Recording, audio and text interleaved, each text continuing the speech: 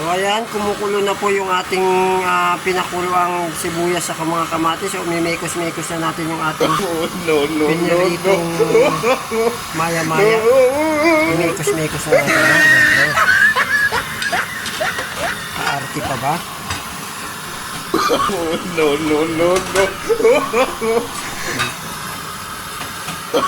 No.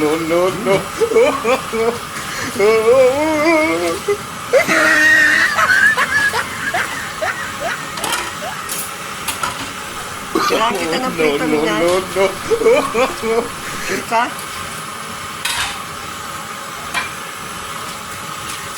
Tandaan mo, natatalsikan dito. Ayan, mekos-mekos na natin. Ito yung nakakatalsik. Ayan, naghugas ng plato yung sa ating madam. Ayan.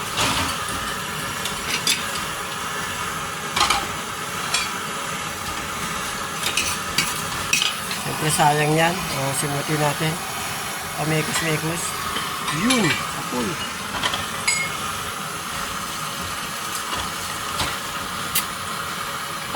Yan, habang kumukulo siya, ilalagay na rin natin yung ating timpla na ating sinigang mix. Ang ating Knorr sinigang mix. So, yung Knorr sinigang mix po na gagamitin natin. Ito rin po yung pan natin. Ano ba pangalan nito? Ano rin siya? Yung pang miso rin. Yan, miso. Ang sinigang sa miso talaga siya. Kapares ba? Kapares. Tagal mamekos, yan.